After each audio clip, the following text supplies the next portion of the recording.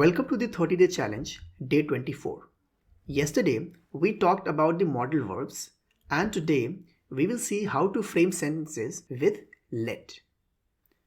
आपको ये तीनों sentences तो याद होंगे. Shut the door, don't switch on the fan, collect your phone from the counter. इनको हमने ऑलरेडी पिछले लेसन्स में डिस्कस किया था और इनको हम बोलते हैं imperative sentences. इसको हम यूज करते हैं किसी को एडवाइस या फिर कमांड देने के लिए. मान लो कि मैंने आपको बोला शट द डोर, लेकिन एक दूसरा इंसान वहां पे है जो आपको दरवाजा बंद करने नहीं दे रहा है, तो मैं उसको क्या बोलूंगा? मैं उसको बोलूंगा कि इसको दरवाजा बंद करने दो. सेम बात अगर मुझे इंग्लिश में बोलनी हो, so I would say let him shut the door, या फिर मैं दूसरे सेंटेंस में बोलूंगा don't let him switch on the fan, इसको फैन ऑन मत करने दो. या फिर let her collect her phone from the counter, उसे अपना फोन काउंटर से कलेक्ट करने दो. तो ऐसे सेंटेंसेस हम कैसे फ्रेम करते हैं, लेट्स गो अहेड एंड सी. पर उसके पहले ये याद रखना कि लेट का यूज़ हम किसी को अलाउ करने के लिए या फिर किसी को कुछ सजेस्ट करने के लिए करते हैं.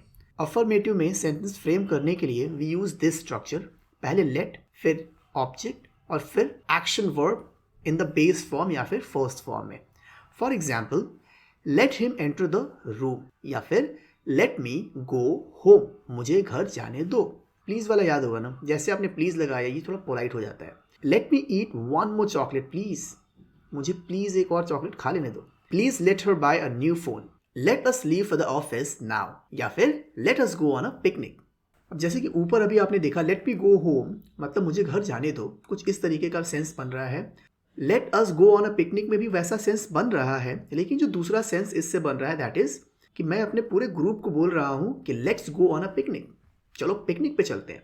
तो ये एक तरीके का सजेस्शन हो जाता है. जब नेगेटिव सेंटेंस फ्रेम करना होता है हमें, तो हम कुछ इस तरीके का स्ट्रक्चर यूज करते हैं जिसमें कुछ चेंज नहीं है, सब कुछ पहले जैसा है. इन सब के पहले सिर्फ एक डोंट ऐड कर देना है.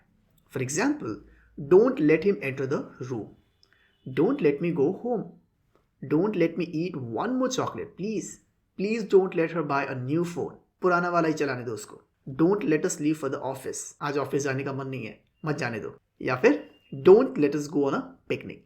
एक दूसरा तरीका भी होता है नेगेटिव सेंटेंसेस फ्रेम करने के लिए.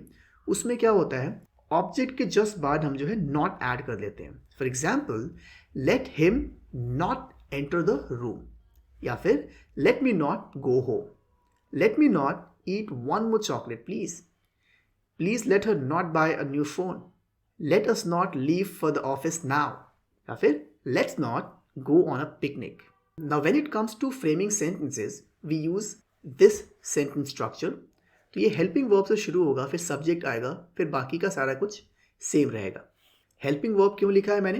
क्योंकि helping verb कोई भी यूज़ किया जा सकता है, चाहे वो tense से आप उठाओ, चाहे आप modal verbs उठाओ, you can use any of them. For example, can I let him enter the room?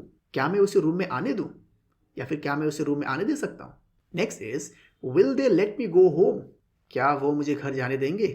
Did you let me eat one more chocolate, क्या तुमने मुझे एक और चॉकलेट खाने दिया था उस दिन? नहीं ना, मैं भी नहीं खाने दूंगा. Should I let her by a new phone, क्या मुझे उसे नया फोन खरीदने देना चाहिए? नहीं. यहाँ next is, are you letting us leave for the office now. I hope it all made some sense to you, और आपको लेट के साथ सेंटेंसेस फ्रेम करना आ गया. अगर ऐसी बात है, in the exercise you can see there are 5 action verbs. Use these 5 action words and frame 5 sentences and share them in the comment box. Let me see आपके कितने sentences सही होते हैं. So that's all I had for today. See you tomorrow with some new topics.